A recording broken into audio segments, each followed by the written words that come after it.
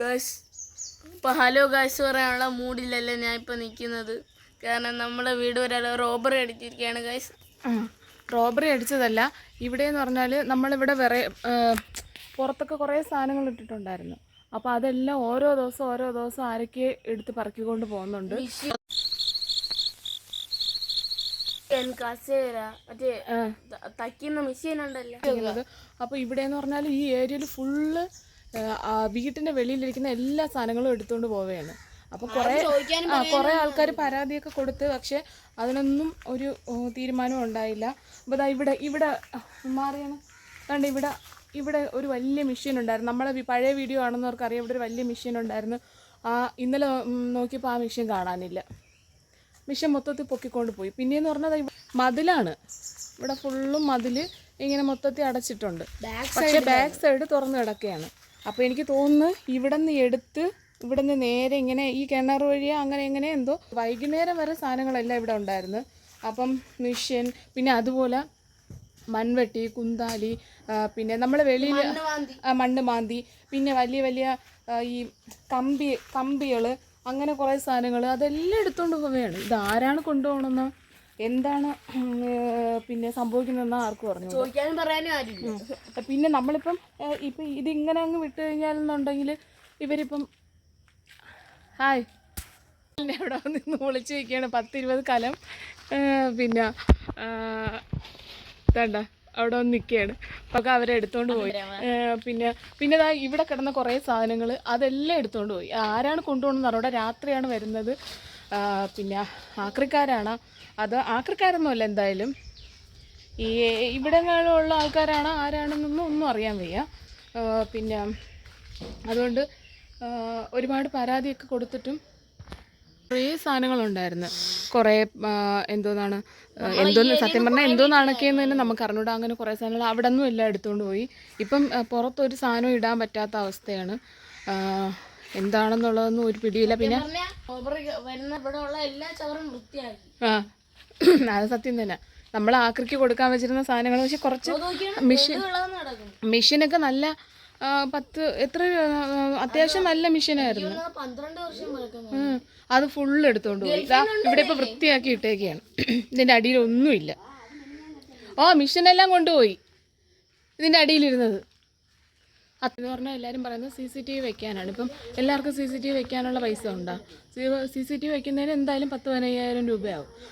അപ്പം അല്ല, നമ്മളിപ്പോൾ CCTV വെക്കേണ്ട കാര്യം തോന്നുന്നു. നമ്മൾ താമസിക്കുന്ന സ്ഥലത്ത് നമുക്ക് ജീവിക്കാൻ പറ്റുന്നില്ലെങ്കിൽ നമ്മൾ CCTV വെച്ചിട്ട് എന്തോന്ന് കാര്യം?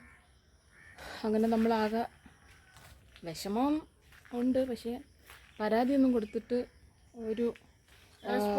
ഞാൻ പോലീസ് സ്റ്റേഷനിൽ പോകാമെന്ന് വിചാരിച്ചതാണ്. പക്ഷേ എല്ലാവരും പറയുന്നത് പരാതിയൊന്നും കൊടുത്തിട്ടൊരു കാര്യമില്ല എന്നാണ് ഇപ്പോൾ പറയുന്നത്.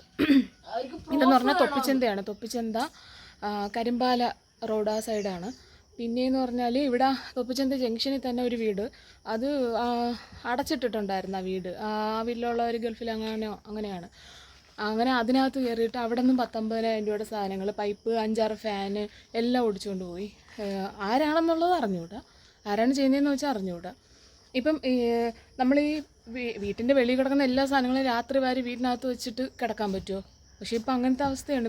വെളിയിൽ കിടക്കുന്ന കുളിമുറി കിടക്കുന്ന എല്ലാ സാധനങ്ങളും വാരി അകത്ത് വെച്ച് പിന്നെ രാവിലെ അത് പറക്കി വെളിയിൽ വെച്ച്. ഇതിനാരെങ്കിലും ഇപ്പം രാത്രിയൊക്കെ പോലീസ് ഇങ്ങനെ ഇവിടെയൊക്കെ വന്നിരുന്നെങ്കിൽ ഈ പ്രശ്നങ്ങളില്ലായിരുന്നു. എന്ത് ചെയ്യാൻ പറ്റും? പിന്നെ ഇപ്പം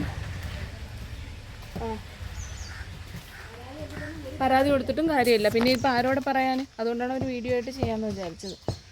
ഇപ്പം ഈ വീടിനകത്താണ് ഈ സൈഡിലാണ് നമ്മൾ കിടക്കുന്നത്. ഈ ഇവിടെ ഇരിക്കുന്ന സാധനം എടുത്തുകൊണ്ട് പോയെന്ന് പറയുമ്പോഴത്തേക്കും പിന്നെ അവരെന്താണ് എടുക്കാത്തത്?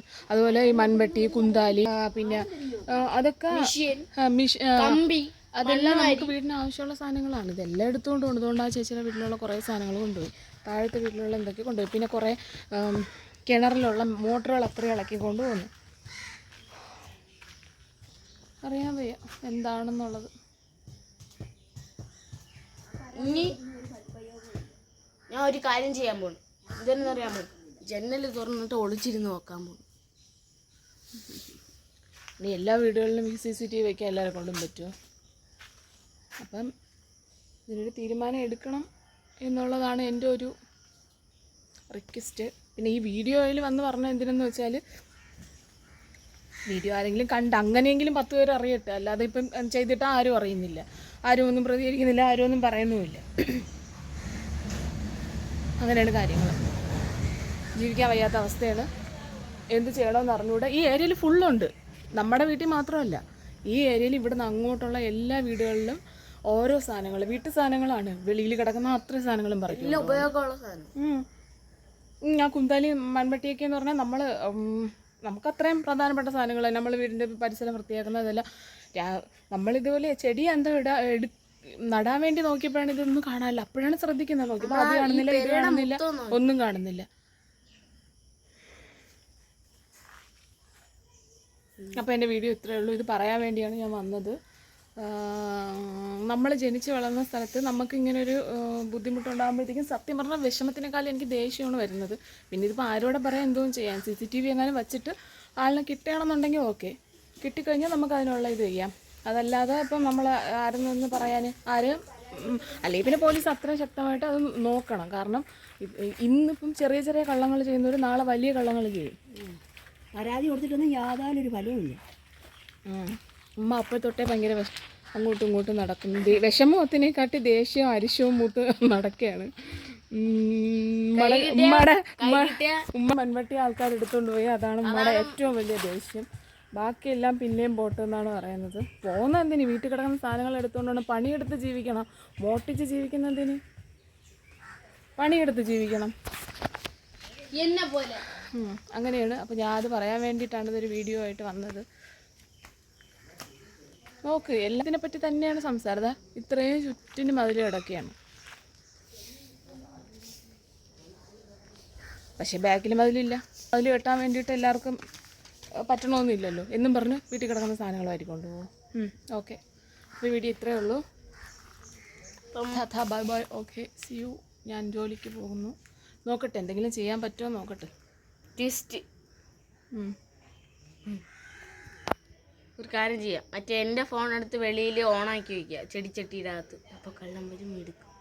അങ്ങനെ നമ്മൾ സാഹസികമായിട്ട് കള്ളൻ